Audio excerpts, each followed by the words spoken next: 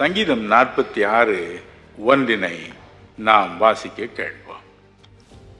சங்கீதம் 46 நமக்கு அடைக்கலமும் பலனும் ஆபத்து காலத்தில் அனுகூலமான துணையுமானவர்.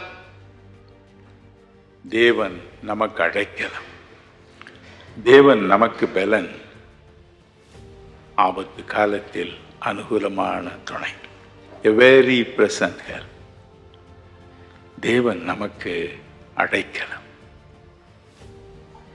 வேதம் சொல்லுகிறது ரோமர் 8:31 தேவன் நமது பட்சத்தில் இருந்தால் நமக்கு விரோதமாய் இருப்பவன் யார்?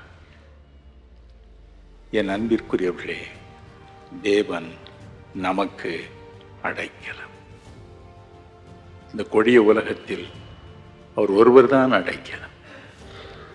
2004 வருஷத்தை ஆரம்பிக்கும் பொழுது ஒவ்வொரு ஆண்டும் ஜனவரி மாதம் 1 அந்த ஆண்டில் நடக்கப் போகும் காரியங்களை அருள்நாதர் சொல்ல அதை மக்களுக்கு சொல்வேன். அதே போல 2004 ஆண்டு ஜனவரி மாதம் 1 ஆலயத்திற்கு நான் சென்ற பொழுது ஒரு திகில், ஒரு பயம், ஒரு நடுக்கம் என்னை பிடித்தது. ஆண்டவராகிய இயேசு சொன்னார், 2 தீமோத்தேயு 3:1 சொல்லுகிறது போல கடைசி நாட்களில் கொடிய காலங்கள் வரும் என்று அறிவாயாக என்று எழுதியிருக்கிறபடி கொடிய காலங்களுக்குள் நீ பிரவேசிக்கப் போகிறாய். உன் நாடு பிரவேசிக்கப் போகிறது. நாட்டில் உள்ள பக்தர்கள் பிரவேசிக்கப் போகிறார்கள். என் ஜனங்கள் பிரவேசிக்கப் போகிறார்கள். அதில் 1 - 6 வரை உள்ள வசனங்களில் எழுதியிருக்கிறது போல கடினமான நாட்கள் வரப்போகின்றன. எனவே நீ இந்த நாட்களில் தப்புவித்துக் கொள்ள, தேவனுடைய ஜனங்கள் தப்புவிக்க நீ பிரார்த்தனை செய்வது அவசியம் என்று இயேசு சொன்னார். வருடத்தின் முதல் 6 மாதம் கடினமான 6 மாதமாக இருக்கும். அடுத்த 6 மாதத்தில் லகுவை கட்டளையிடுவேன், நீ ஜெபம் பண்ணு என்று சொன்னார். ஆம், உண்மையான பக்தர்களுக்கு,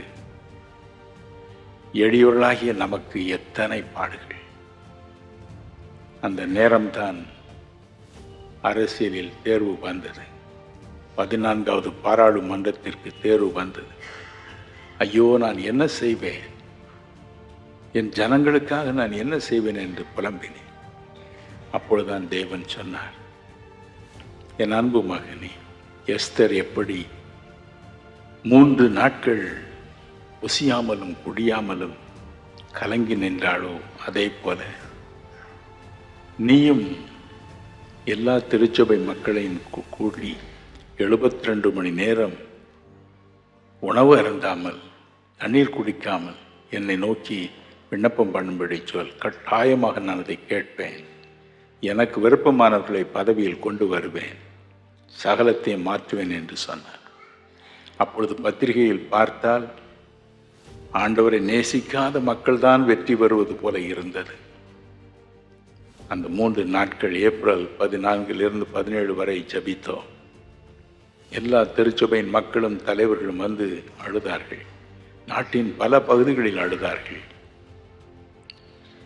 தேவன் 2 நாட்களில் எல்லாவற்றின் தலைகளாக மாற்றினார். பத்திரிகைகள் திரும்ப எழுத ஆரம்பித்தன. அரசியல் நிலவரம் மாறி இருக்கிறது, தேர்தல் நிலவரம் மாறி இருக்கிறது என்று. மே மாதம் தேவன் ஏழை மக்களாகி நமக்கு அடைக்கலம் தரும் ஒரு அரசாங்கத்தை கொண்டு வந்தார். நமக்கு அடைக்கலமாக அவர் மாறினார். தேவன் நமக்கு அடைக்கலம். தேவன் நமக்கு அடைக்கலம். அவர்தான் நமக்கு அடைக்கலம். அவர் நம்மை விட்டு விலகுவதும் இல்லை, நம்மை கைவிடுவதும் இல்லை. இதை மனதில் வைத்து நாம் என்றும் ஆண்டவருக்கு நன்றியோடு வாழ்வோம்.